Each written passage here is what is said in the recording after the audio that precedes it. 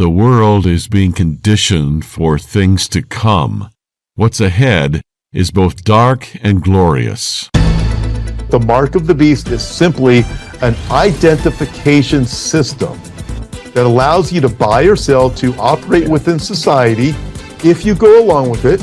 And the beast himself is Antichrist. It's a submission to Antichrist and his system. Welcome to Understanding the Times Radio with Jan Markell, Radio for the Remnant, brought to you by Olive Tree Ministries. Today, Jan visits with two guests, Tom Hughes and Brandon Holthaus. Society is being conditioned today for a future kingdom that is very brief, just 7 years. Believers will be gone for the time of Jacob's trouble, but we are here to see things aligning like never before. Jan and her guests discuss urgent issues for our day in this uninterrupted program. Here is today's programming.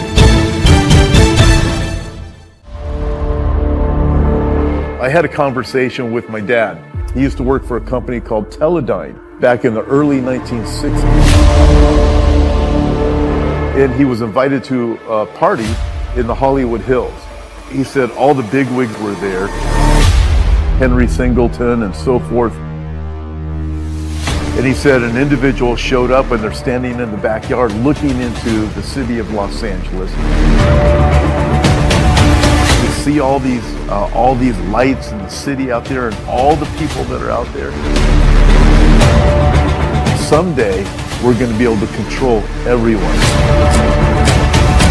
And he wasn't referring to just Los Angeles. Everybody is going to be identified. It's called the mark of the beast. Choosing the mark is really choosing to either live or die. There's no escape from the system. Glad you can join me for Understanding the Times Radio today, and I hope that was an effective tease for the program for the hour ahead. We're going to be joined by ministry friends, Pastor Tom Hughes. Brandon Holthaus will join me later in the hour, and we are carrying Tom's newest book, Marking the Masses. I happen to have a cover endorsement on the book, as a matter of fact. And keep in mind that a system will be ready for the Antichrist. His reign is much too short for him to start installing a system when he arrives. It will be ready for him. The globalists of the world and others are committed to the dark agenda. We see building everywhere. And they're beginning to install his system so that when he is unleashed, after the believers are gone, there will likely be some phase of a cashless society and other things that we will try to have time to talk about here. There'll be a marking system implemented immediately upon his installation. The Bible calls it the mark of the beast. And I maintain that the system is on the horizon now. However, the implementation of it, fully at least, will be again when the church is gone. Believers are gone. There have been foreshadows of it for many years, as we will learn. Tom Hughes is head of Hope for Our Times. He's active in many areas of outreach, including his channel, very active online. He's a prolific author, a frequent conference speaker, and he was founding pastor of 412 Church in San Jacinto, California. Tom, welcome back to the program. Thank you, Jan, for having me on. It's wonderful to be with you. I'm a little bit overwhelmed with the whole subject matter, including some of the subject of the book, and that's not said critically at all, but I need you to clarify just a few things, if you would, because you say that your father worked for this company, Teledyne, back in the early 1960s. Are you suggesting in that little clip that he knew something that the rest of us didn't know? Absolutely. I heard the story over a number of years from my dad, but it was a few years back when I was talking with him, and he said, everything you talk about is what I was involved with back in the 1960s when I was at Teledyne. So at that point I said, Dad, I've heard it before, but I can never remember all the details and the names of individuals, so I'd like to record a conversation with you. And I did. I recorded it. It's about a half hour long. I'm not going to share it as a private conversation, although the entire conversation was all about really what we are experiencing right now with this global identification and tracking that undoubtedly is going to lead to the mark of the beast. How was he able to have all of this special knowledge, insight? My dad went to college and got his master's degree in chemistry. And because of that, he was hired by this company, Teledyne, as a metallurgist. And there were only about 5 employees at the time. And it turns out it was Teledyne, Intel, and other companies that we have all heard of. And who we met there in the companies was Arthur Rock, specifically Henry Singleton was the one who was head of Teledyne at the time. Claude T. Shannon was part of this group. He's the father of information theory. Gordon Moore was part of the group, and they were all at this party that my dad was invited to. So you have a few different companies in there, all very small tech companies at the time. That's where the conversation came from. So Gordon Moore was there, and he was known for Moore's Law, and he also was a chemist. Because of my dad's involvement in chemistry as a metallurgist, that's why he was involved in these companies in the very beginning. In fact, he was even offered to go up to Silicon Valley, but my mom talked him out of moving up there. As I indicated in my introduction, we're kind of being conditioned over the past many decades, being conditioned for what's coming. Now, we need to clarify, once this system blossoms, you and I are not going to be here. And I do think we need to emphasize that, because we're talking as though we will be. But what you are talking about is a conversation that took place 60 years ago about some things that were going to transpire over the ensuing decades. Your father was a part of that early conversation, and did you have ongoing conversations? Did he see things morphing as we went into the 70s, 80s, 90s, etc.?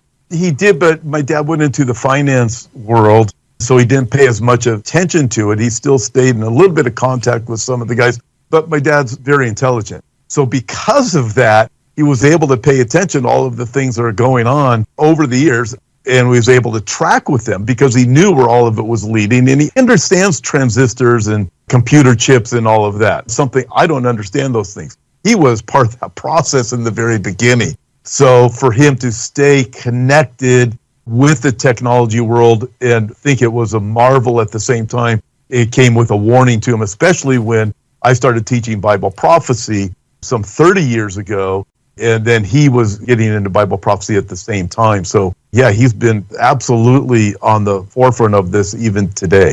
So here's probably an obvious question. I have said twice now that you and I will not be here for this terrible system once it unfolds. Why are we even talking about it then? And you do address these kinds of issues, so give me your thoughts here. We need to warn people. I firmly believe the rapture is going to take place before the confirmation of the covenant of Antichrist that's laid out in Daniel chapter 9 and other places in the Bible. But we're warning people because we see everything coming together. Right now, Israel has our attention. And a lot of other things are going on behind the curtain. It's like the globalists are using Israel as cover for moving forward with everything else, especially the global system, the tracking, the identification, central bank digital currencies. All of these things are still coming. So when we're able to warn people right now, and if they don't receive Christ right now, guess what? The very words that we are saying now, they're going to realize after the rapture, these things are going to come true. I firmly believe, Jan, that there's many people that are going to come to faith in Christ after the rapture happens because we've been faithful to tell people. Because it is really hard to look at all of the things that are taking place right now and actually reason in your mind is just a coincidence, especially if you have the Bible. So we show them the Bible. We leave things for them, programs like yours that people are listening to and sharing with their friends. Such a need to get the information out there to people because the day is going to come. I believe we're going to be standing before the Lord, and there's going to be a reward for us in heaven because we were faithful to proclaim the gospel and tell people Jesus came the first time, he's coming again, and here's how we can know.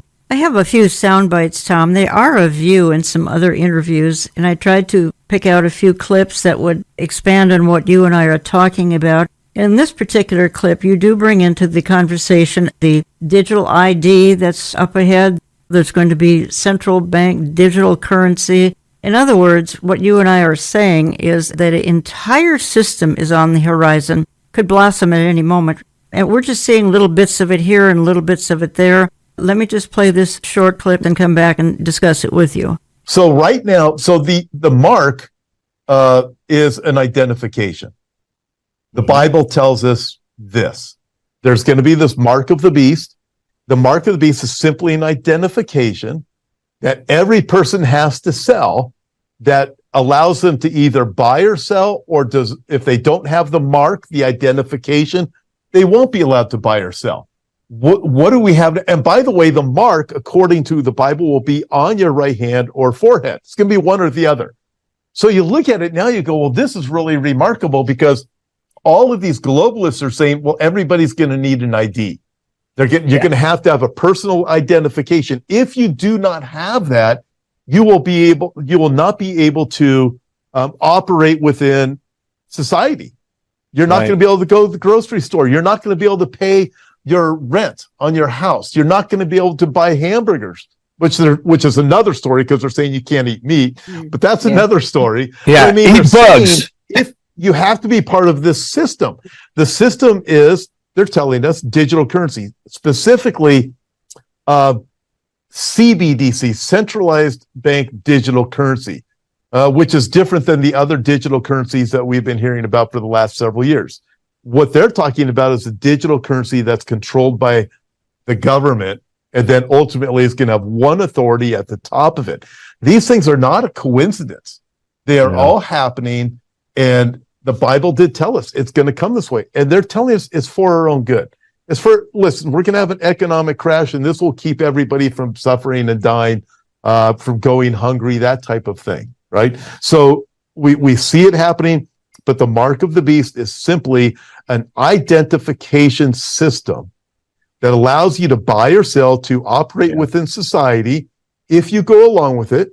And the beast himself is Antichrist. It's a submission to Antichrist and his system. I think one thing that's important for folks to understand, Tom, is that folks are going to be eager to take this mark. It won't have to be forced on them. Absolutely. We know from the book of Revelation it's an act of worship. But I was talking with one of our colleagues just recently about this, because there's so much resistance currently to certain things that the globalists are doing. But what's going to cause people to go along with it? Well, two things. One is the rapture is going to take place. And the other thing is, we know from Revelation chapter 6, you have the rider on the black horse, that there's going to be an economic collapse. And guess what, Jan? You've said it many times. Mr. Fix-It is going to show up on the scene with the answer to the problem. Hey, I'm here. I can fix these problems that you have. There will be an economic catastrophe that is going to happen. Listen, once the grocery stores are empty for 3 days, people are going to say, I'll do whatever it takes to be able to have groceries. So crash the current system. We're all hearing that that's what they're going to do. And then what do you bring in? You bring in digital currency, and people will be saying, thank you for solving our problem. Now we can go on with our life. It was Klaus Schwab who said, by 2030, you'll own nothing and be happy. And it's like everything that these globalists are doing looks to me like it is an intentional plan to bring about this goal of submission to this global government. You're listening to Understanding the Times Radio. I'm Jan Markell. I have on the line from Southern California, Tom Hughes, because we are carrying his newest book, Marking the Masses. Covers a broad span of topics. Can't get into every single issue in this particular segment, but it is in my online store, olivetreeviews.org, olivetreeviews.org. Go to my online store. And Tom, here's my question based on what we've just heard and what you just said. What do you think will prompt the nations of the world to give up their sovereignty and be a part of this whole crazy system? And again, you just said, and I totally agree, things will indeed be kind of in a mess. But you've got Xi Jinping, Emmanuel Macron, Vladimir Putin, the mullahs of Iran, for that matter, the U.S. Democrat Party, who they don't want to cede power to this guy. Are you kidding me?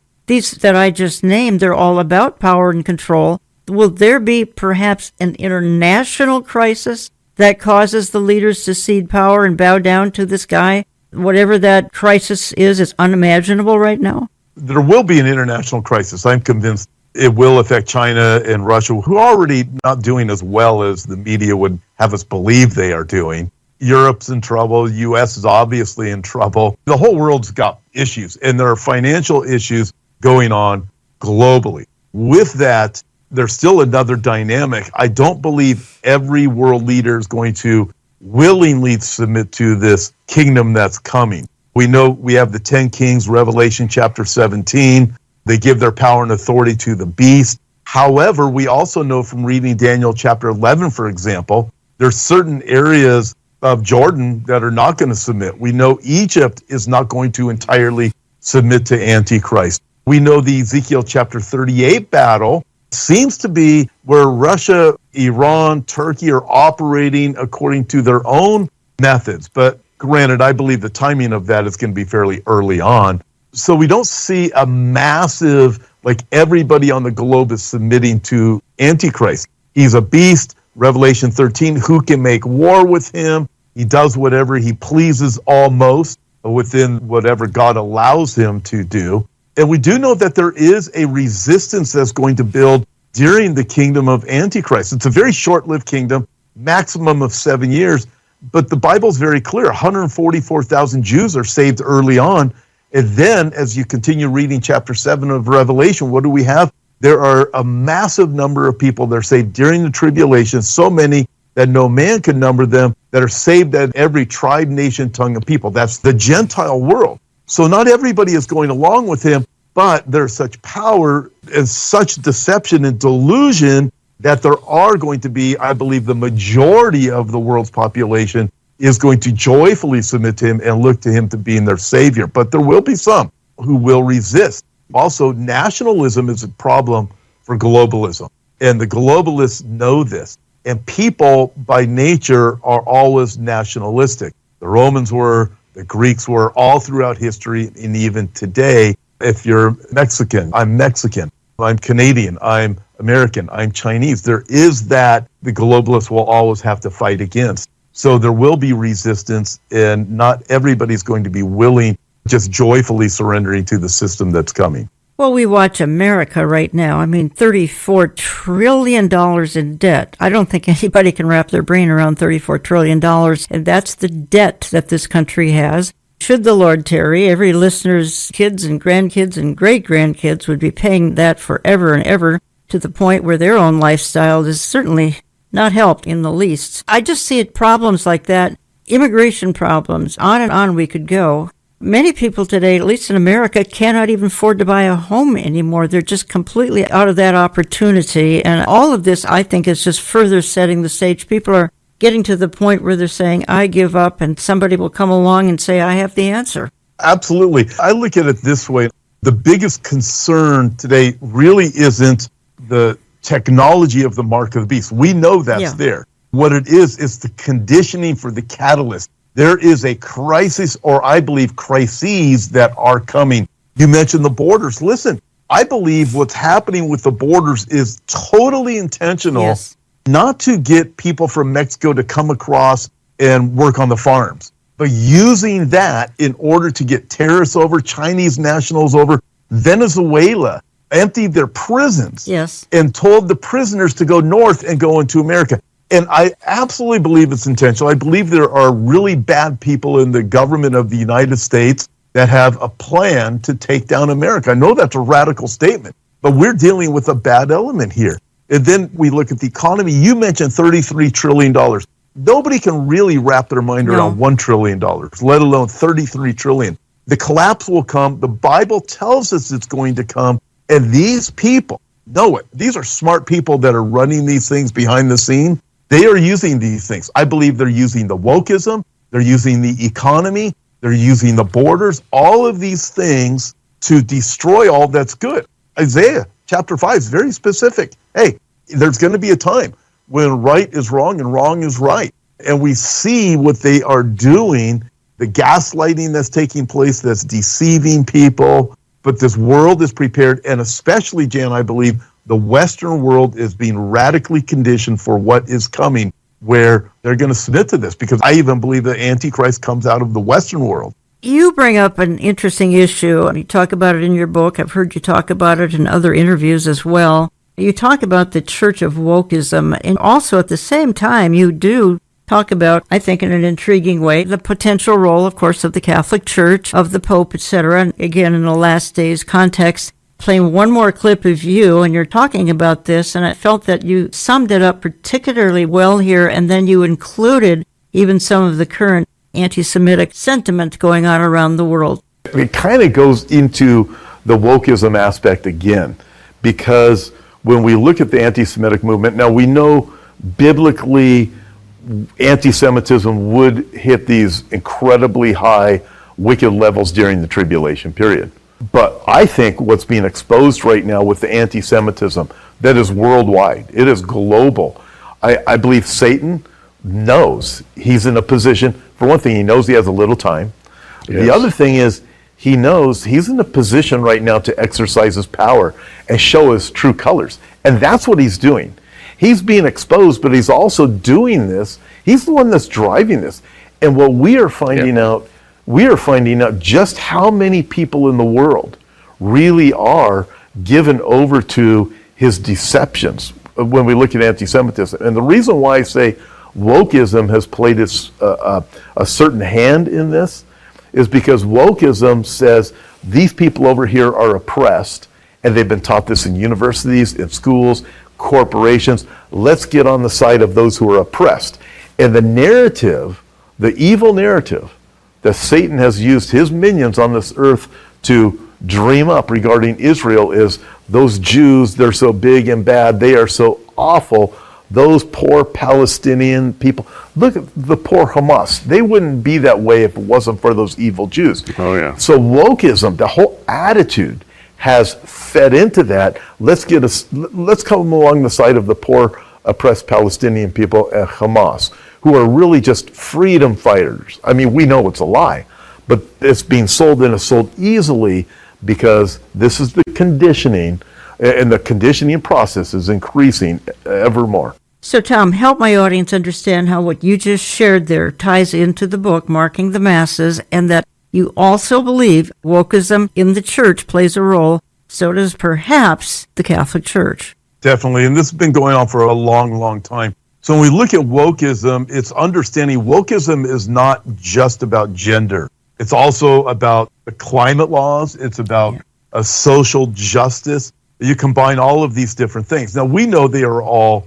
lies. In that clip where I was talking about what's going on over in Israel and anti-Semitism, we have a world that has been conditioned for the people to be social justice warriors. And so what does a social justice warrior do? Well, once a particular people is labeled as being the oppressed people, underprivileged people, well, then you come to their side. So that's all they hear. The people don't know the facts. We've all seen the interviews on the streets when somebody goes up and asks somebody who's supporting Hamas, waving the Palestinian flag. They'll go up and ask them, what is from the river to the sea, Palestine will be free? What does it mean? They don't even know what they're singing. They don't recognize Hamas as being this terror organization. Very interesting also, Jan, when we look at the wokeism that is taught, think of it like this. People's brains are being rewired without technology yet. Imagine what happens a couple more years from now with technology, but right now they're being rewired by the brainwashing that is taking place in elementary schools, in junior highs, and high schools,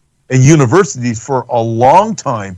And then you realize the majority of people that are believing these lies have the median age of 30 years old worldwide. That is the majority of people who live on the planet. So when we see this developing, and we see it coming from the Catholic Church, I personally believe that the Catholic Church and the Pope himself is perhaps the biggest and most evil promoter of wokeism. He's like the false prophet of Revelation chapter 13. Claims to be Christian. We know he's not. But Revelation 13 tells us about the false prophet what? He has two horns like a lamb, but he speaks like a dragon. Man, if that doesn't define the Pope. Now, I'm not saying the Pope is the false prophet. It's not him. I'm thinking it's probably the one after him. But this has been going on a long time. In my book, I quote the Pope from 1963. He said the exact same thing this Pope is saying. Pope Benedict, just before this guy, he was saying the exact same thing. This Pope has taken it to another level, but we are seeing the true colors. And I want to say this also regarding anti-Semitism, since I brought it up in that clip. It's going to be simmered down currently because Antichrist is going to rise to power. This global system is coming. However, the anti-Semitism has been exposed. Jesus himself said, out of the abundance of the heart, the mouth speaks. When this is all triggered again during the tribulation period against Israel, all this anti-Semitism is going to resurface, and it's going to be worse than it ever was before. And I just want to shout the warnings. People, our hope is in the Lord Jesus Christ and in him only. I think what you and I are saying, Tom, is a religious system needs to be in place as well when this final 7-year time of Jacob's trouble comes on the scene. It's not necessarily an all-new religious system, this one world religion that will be a part of the system. It's forming, been around here for many, many years already, but will be very, very in place at the start of Daniel's 70th week. Oh, yeah. And I look at wokeism as really being this shaping of that system. Let me put it like this. I don't believe these globalists at the top actually think transgenderism is a good idea.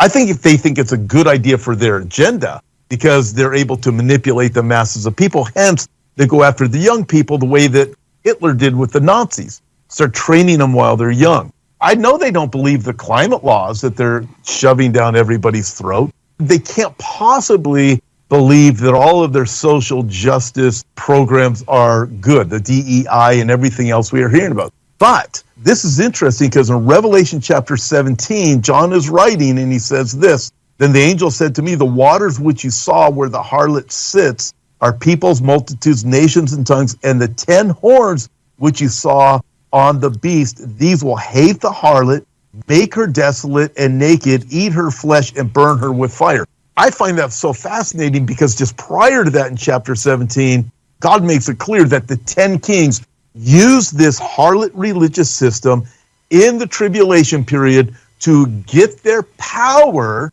and to install Antichrist, and then they completely do away with this harlot system. Why do they do that? Because they know it's a lie. They've gotten out of her what they need. And I believe that's what's happening right now. This world is being shaped, which is another reminder we have to stay in the Word. The deception is going to increase. The delusions are going to increase.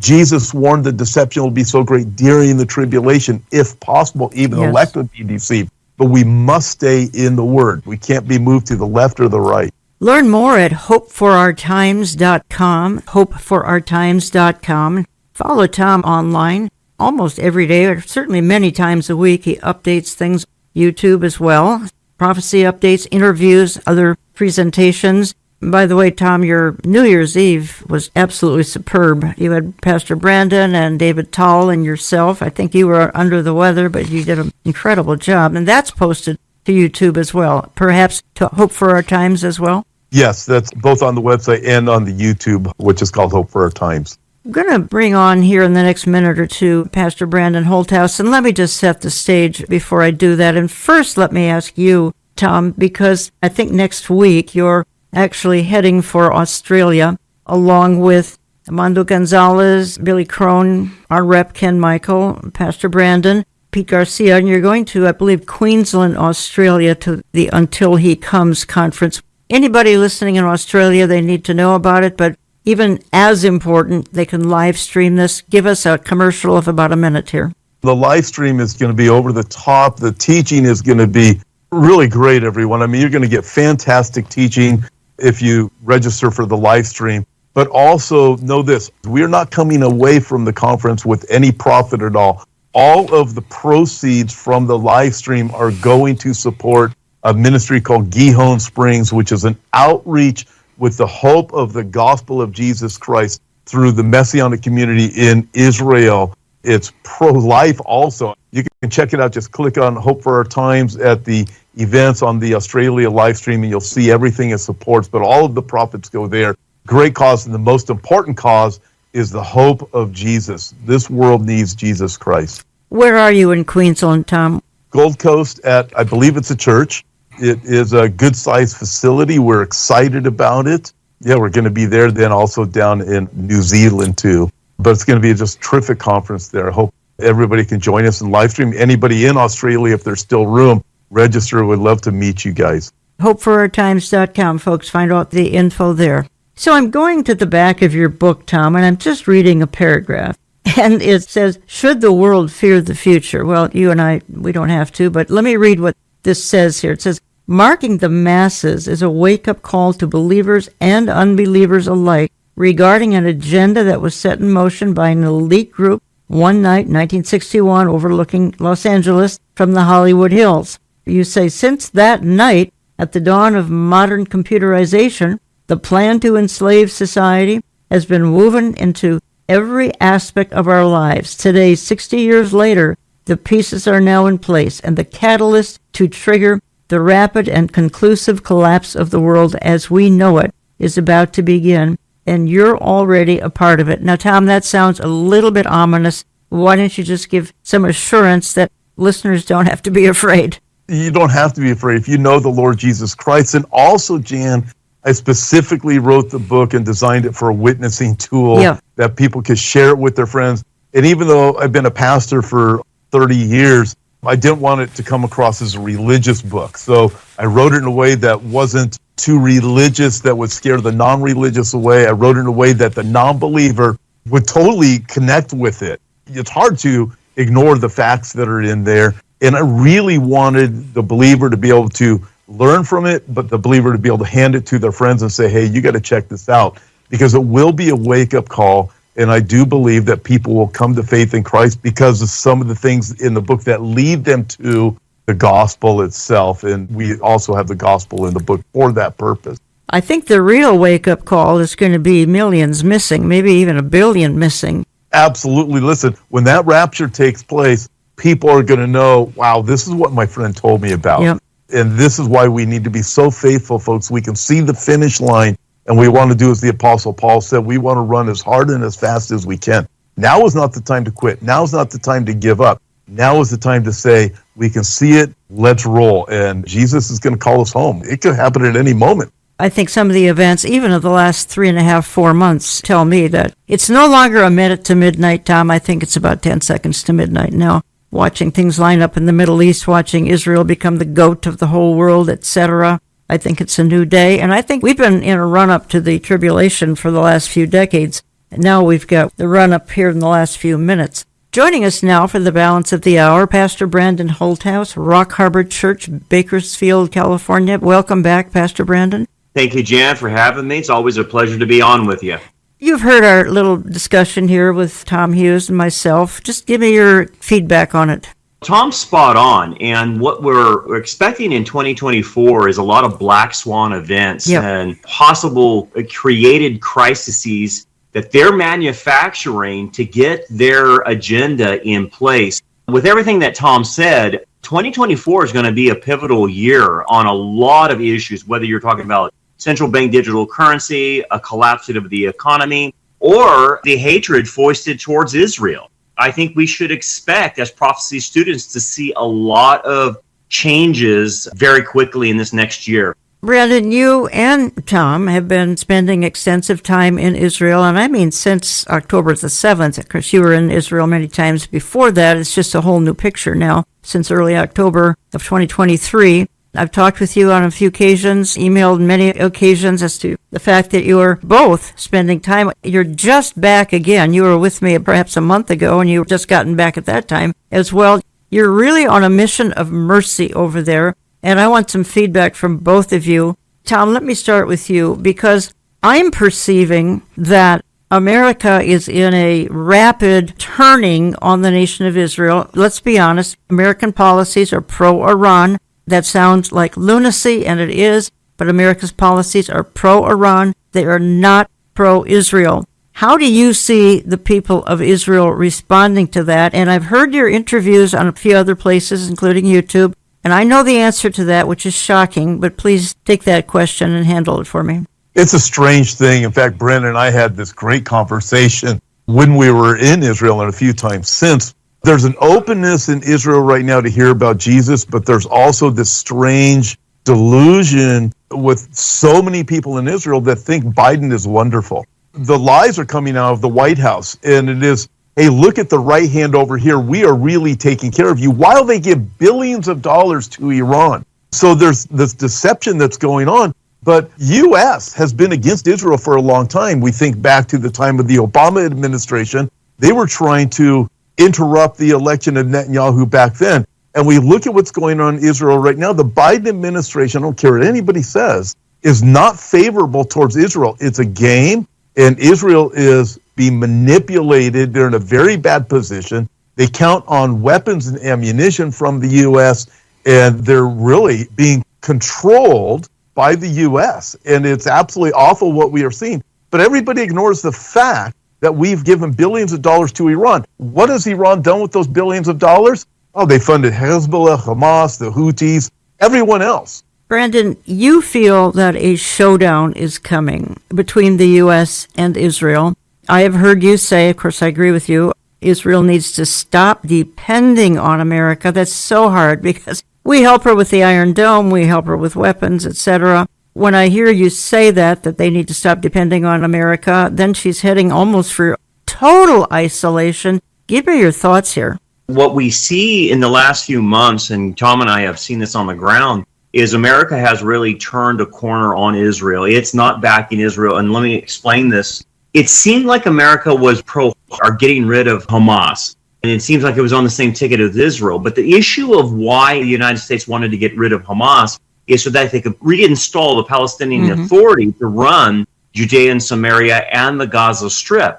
Well, that goes against what Israel wants to do. So Israel is butting heads against the State Department on who's going to run Gaza and the Palestinian Authority of Judea and Samaria. The second butting of heads has to do with the United States' Iranian policy of wanting to establish Iran as a regional dominance in the area to control the other proxies like the Houthis and Hezbollah. And that's obviously an existential threat to Israel. So those two principles right there puts Israel in the crosshairs with its enemies and becomes a security threat. It leaves Israel with saying, look, we can't go along with this. Otherwise, we will be eliminated at some point in time. And I think that's where the break is going to come in the near future, where Israel says, you know what? We can't go along with this policy. Look, the stats on the ground prove it. Like 85%, 87% of Israel does not want to give the Palestinians any authority whatsoever in Gaza. But yet the United States does. So I think prophetically, what Tom and I were talking about yesterday was it sends Israel into this independency of, okay, we can't trust the United States anymore. Who can we trust? Right. Well, therein lies the prophetic scenario where the Antichrist walks in and says, hey, I'll take care of you. I'll be your security. And I think that's what is getting ready to get set up. Make a covenant with me and I'll take care of you. I'll protect you. You don't have to worry about broken fences or broken treaties ever again. Just trust in me. And things will go along fairly well for about 3.5 years, and then things suddenly change. You're listening to Understanding the Times Radio. I have on the line with me, both from California, Brandon Holthaus, pastor of Rock Harbor Church, Bakersfield, California. You can look up his convenient church finder at rockharborchurch.net.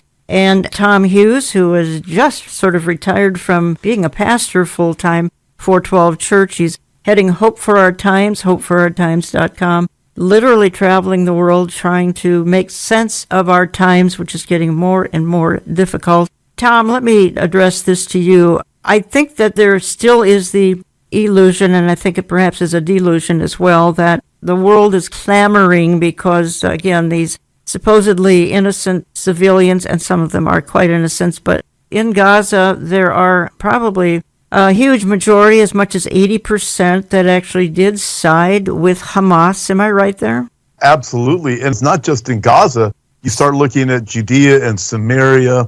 Caroline Glick has gone into great details and exposed the facts of what's really going on. So Israel has their hands full. The people have been radicalized in these other areas too. But you look at this and you go, okay, there are some innocent people in Gaza, no doubt about it. However, it's kind of like going back to Hitler's youth. So when the Palestinian people in Gaza being raised by Hamas or in that environment, guess what they're going to be taught? We've all seen it in the schools. The children are taught to hate the Jews. They're taught these things in the school. You remove the name Israel from the map. They're taught that the Jews are pigs and all these different things. What do you have? You have anti-Semitism being from their youth, and apart from the grace of God, that's all that they know. So they're raised to hate the Jews. And this is also happening in Judea, Samaria, which the UN and the current U.S. government loves to call the West Bank, because they don't want to acknowledge that Israel has the right to the land, but it is all Israel's land.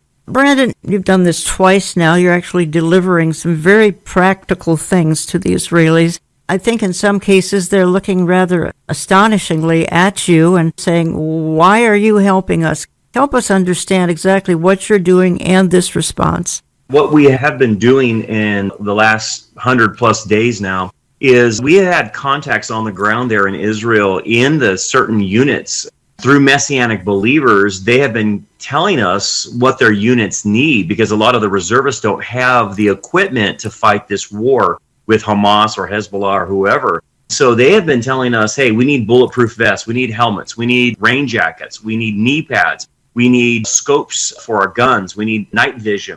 And we've been buying these for these units and these troops. And just to interweave what you guys did, you guys made a donation to it, and we were able to purchase a drone through Olive Tree Ministries. And that drone, Jan, was able to help find Unit 66, a tunnel that saved actually Israeli lives. And what has happened through that is it has opened them up to be more receptive to hearing the truth about Yeshua and the gospel and saying, hey, why are these Christians, these particular ones who love us and are actually wanting to help us, and the rest of the world hates us? What's different about these people? And so the Messianic believers on the ground have been able to witness to the troops and saying, this is why. It's because of Yeshua. So amidst all this crazy chaos and devastation that Israel's going through, spiritually, it has opened their hearts up to receive this truth that, hey, yes, there are people that love you because of Jesus,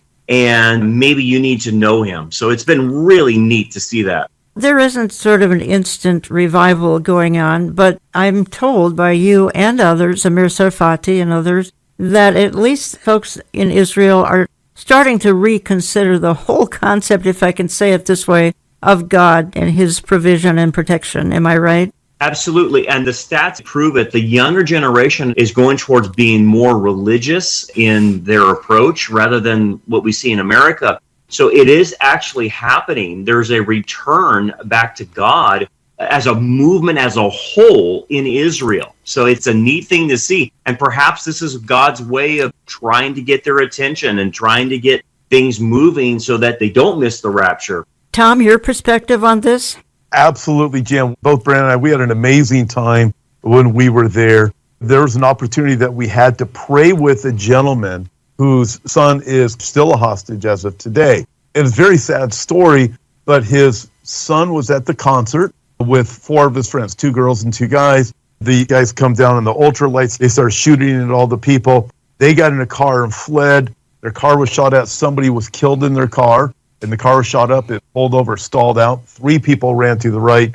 This gentleman's son ran to the left. He was brought into our room, and it's understanding these are 3 Israeli Jews that don't have any desire at all for Jesus prior to right now.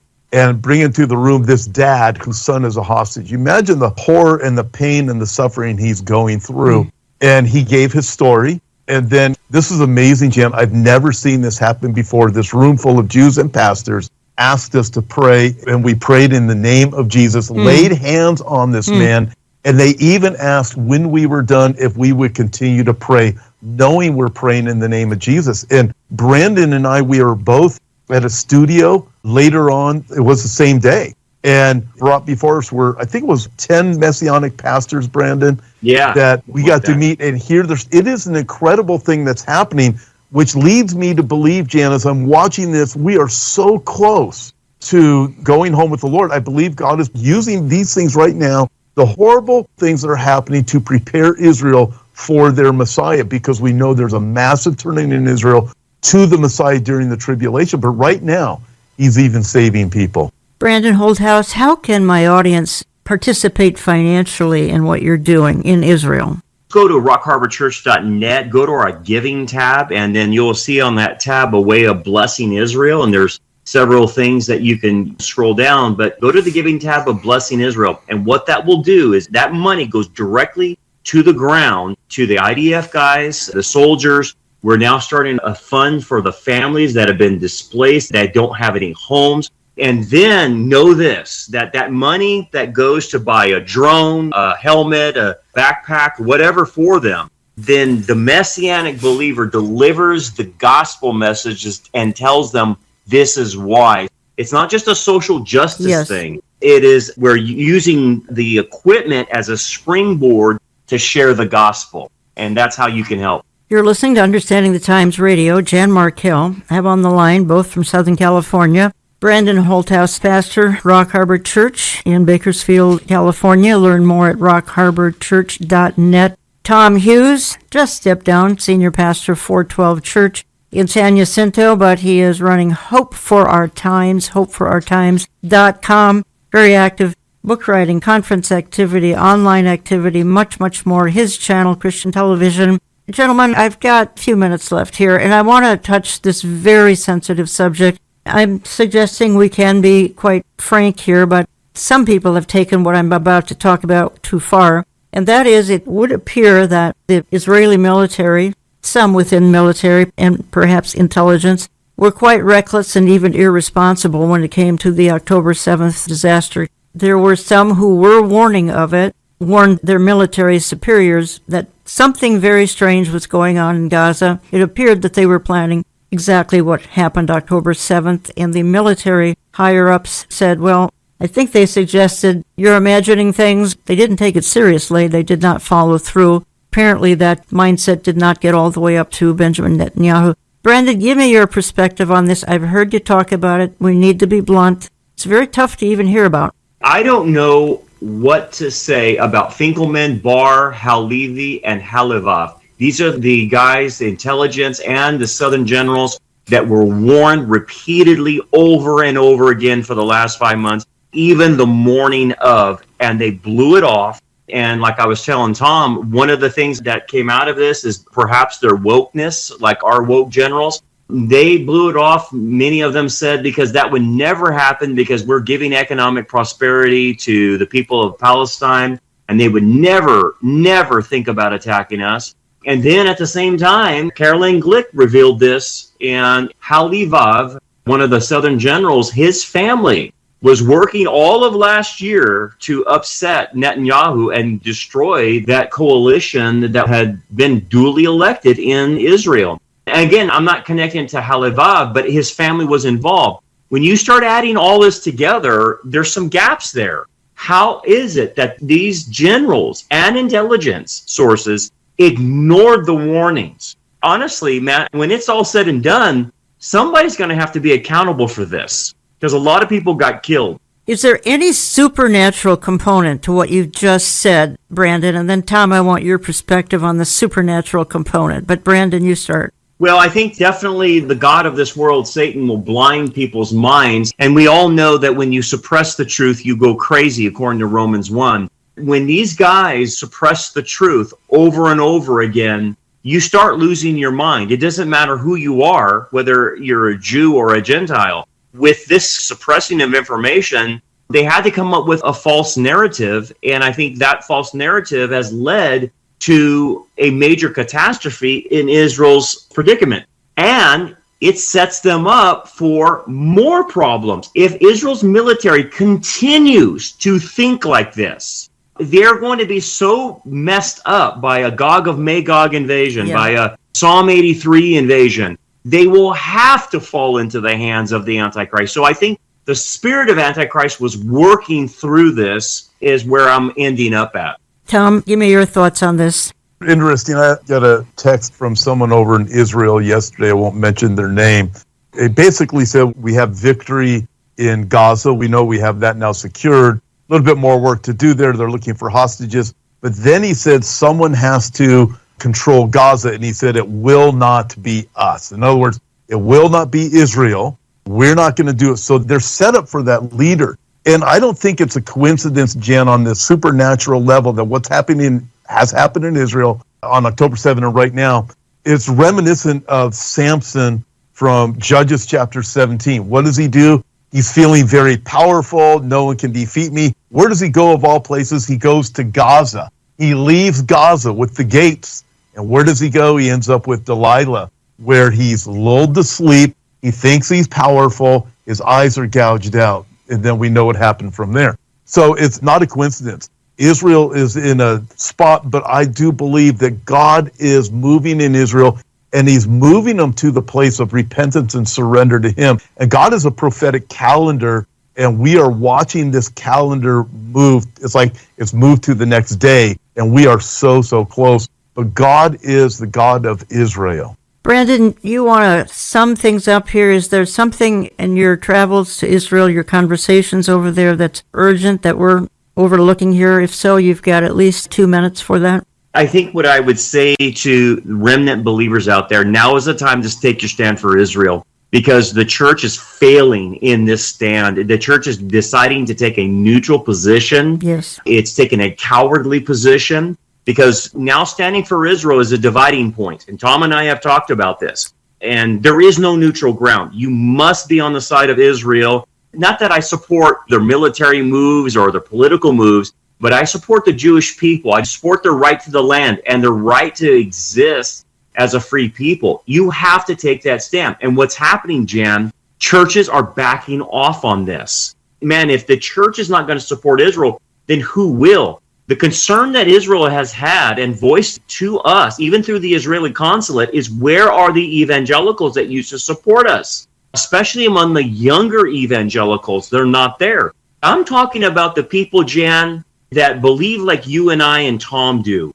Where are they? Why are they so silent? How come they don't rally the troops to say, hey, man, we're going to take a stand for Israel. We're going to raise money for the Israeli army. Why are we not doing anything? So the silence is deafening. And I think it's time to stand up now. I have done entire radio programs on that, folks, the silence of the shepherds and the theologies here that are in the way. We've talked about them, replacement theology, amillennial, etc. Tom, your perspective on this as far as what Brandon just shared. We see the exact same thing. It's remarkable when we went through the last 4 years of what we went through. We saw great separation within churches and pastors. We saw wokeism on steroids. But what has happened now with Israel has defined the church that much more. I believe God is separating the wheat from the chaff. And when I look at Matthew chapter 25, for example, when Jesus talks about visiting someone in prison and offering a cold cup of water, that is specific to the people of Israel during the tribulation period. And I'm looking at what's going on right now, and I'm just shouting the warning everywhere I possibly can, because there are people within dead churches that are listening that are saying there's something wrong here. Why is my pastor not talking about this? I believe they're cowardly, and we need to have courage and guts, and we need to press forward. And if there's any pastors listening, listen, be encouraged. Do what's right. Stand on God's side in this, and don't listen to the radical peers who are shouting you down. Tell me where you think, and I am down now to about a minute and a half or so, but where you think U.S.-Israel relations are going. We're early in 2024 here, and we talked about this throughout the hour here, but we have an election year going on right now. Do you think this will be beneficial for foreign policy, specifically Middle East, more specifically Israel? Not beneficial? Brandon, give me a minute, and then Tom a minute. I think with this next election, it's going to hurt Israel. Israel is the bad guy in the situation. Unfortunately, according to the deep state of the United States, when you start seeing Israel as the problem, then what's the solution? Well, the solution for the deep state is to eliminate Israel. Yeah. That's what it is. And that narrative is not going to change. That's going to be carried all the way through prophecy into the end time. So I don't see anything changing for the positive in the next election cycle in the United States, especially when you have people that are anti-Israel in our government. And those people were unelected. They're bureaucratic. You can't get them out. And then you add in Davos. Then you add in the UN and the World Economic Forum. They're anti-Israel as well because, as Tom pointed out, they fit into the oppressor category of wokeism. That's where they're putting Israel, and that's not going to change. Tom, 1 minute. I wholeheartedly, obviously, agree with Brandon on this. It's not going to go well for Israel, but it's not going to go well for the U.S. either. Bill Koenig has talked a lot about those things when the U.S. goes against Israel. However, Israel's being set up. Going back to this text from our Israeli friend yesterday, this is what he said. We just need somebody to rule and control the place afterwards. Israel will not do it. Guess what? The setup is here. And Israel is in a place where we will take whoever can really promise us that we feel comfortable with.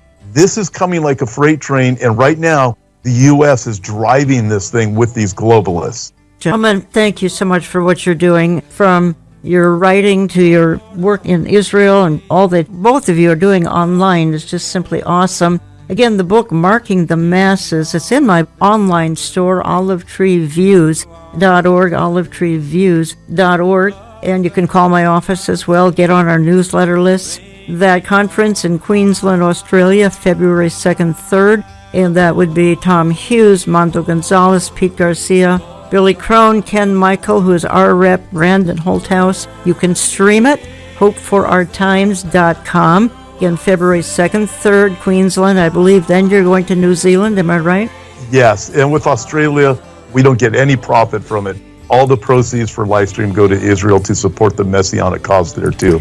God bless you both, gentlemen. Let me go out with a little outro I haven't used in a long time. Why don't you always look back and thank Him, look around and serve Him, look ahead and trust Him, but always look up and expect Him. He's coming again. I want to thank you for listening. We'll talk to you again next week.